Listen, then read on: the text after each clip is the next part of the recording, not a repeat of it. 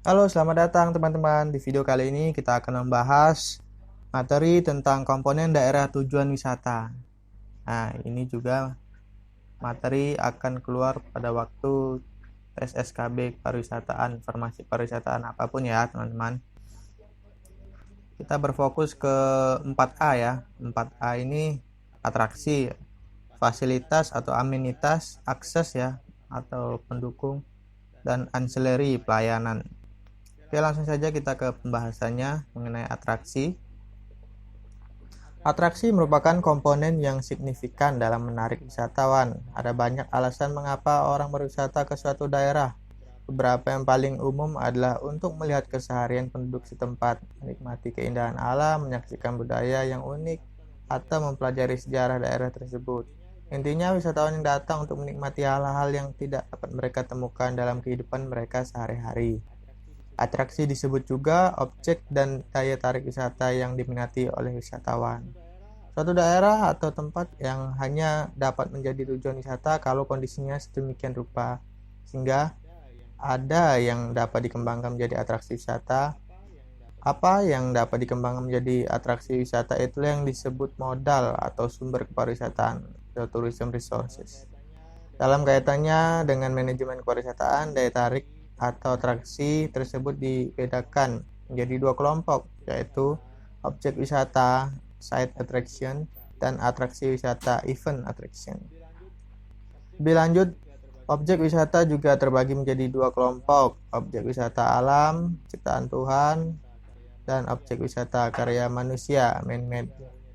Demikian juga halnya dengan atraksi wisata yang terbagi menjadi dua, yakni asli, real authentic, dan atraksi pentas stage.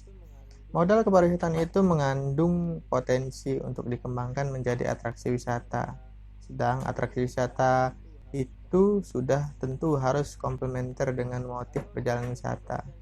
Maka untuk menentukan potensi kepariwisataan di suatu daerah, orang harus berpedoman pada apa yang dicari oleh wisatawan.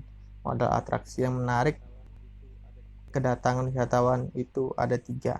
Nah, ini teman-teman, pengertian atraksi ya. Oke, kita lanjut.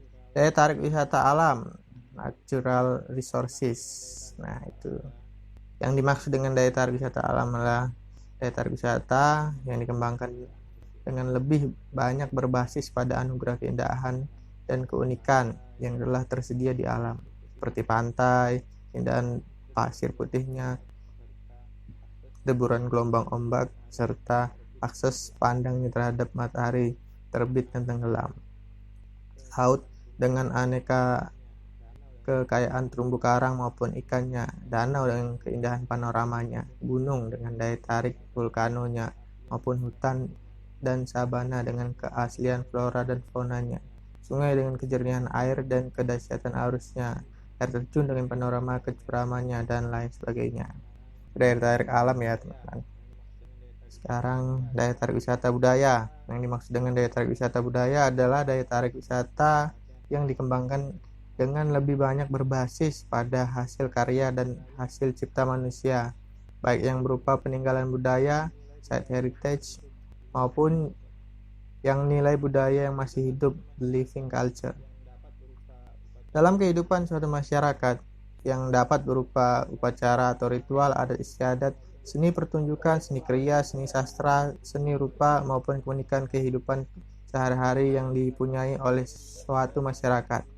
Beberapa contoh daya tarik wisata budaya di Indonesia yang banyak dikunjungi oleh wisatawan adalah situs warisan budaya yang berupa benda, bangunan, kawasan, struktur, dan sebagainya.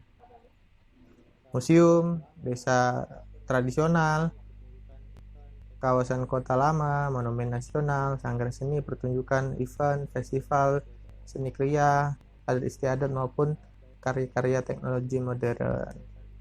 Nah, itu wisata, daya tarik wisata budaya. Sekarang kita ke daya tarik wisata minat khusus.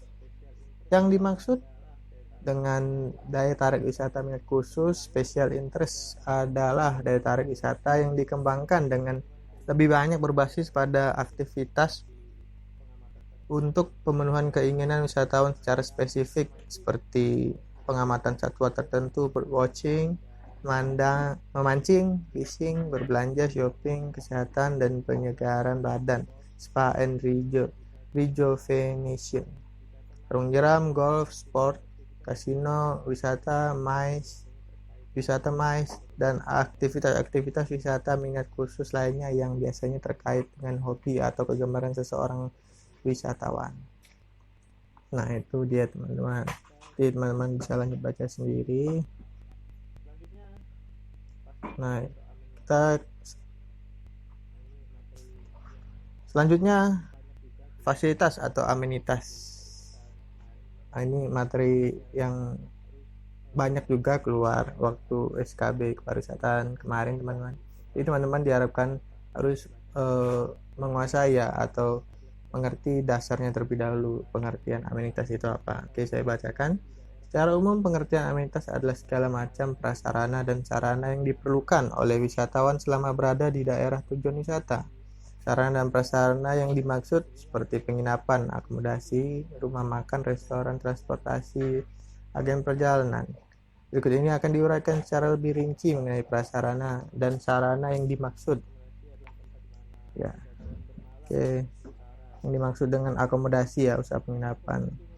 Akomodasi adalah tempat di mana wisatawan bermalam untuk sementara di suatu daerah wisata.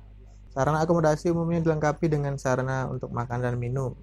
Sarana akomodasi yang membuat wisatawan betah adalah akomodasi yang bersih dengan pelayanan yang baik, ramah tepat waktu, harga yang pantas sesuai dengan kenyamanan yang diberikan, serta lokasi yang relatif mudah dijangkau.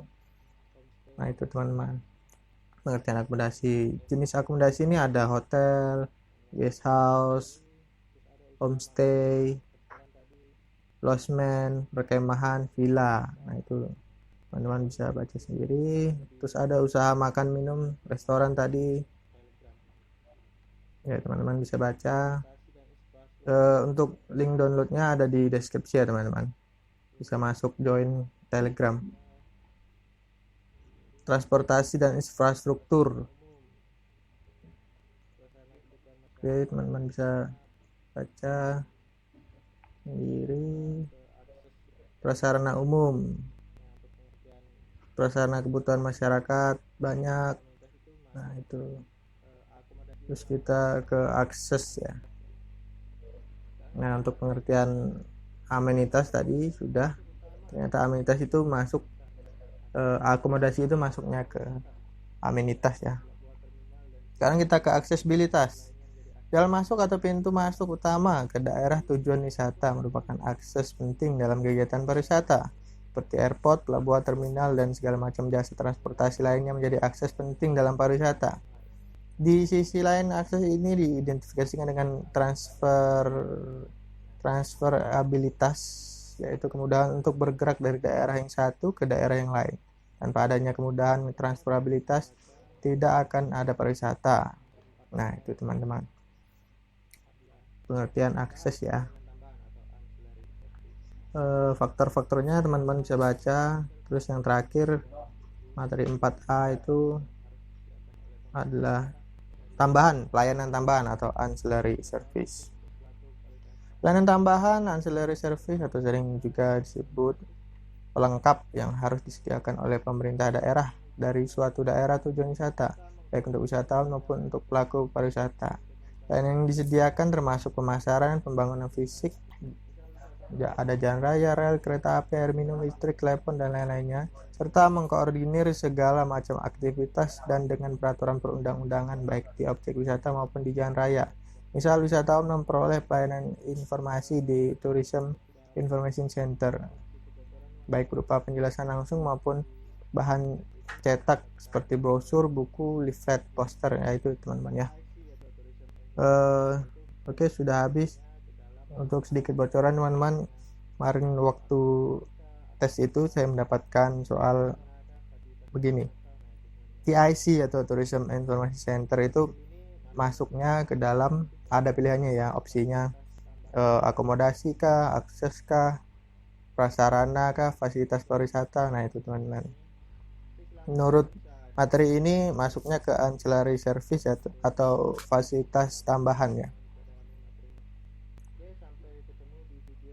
Ya, sudah habis teman-teman. materinya. Oke, silakan teman-teman bisa download di link deskripsi di bawah untuk materinya. Teman-teman bisa pelajari, teman-teman bisa dalami materinya.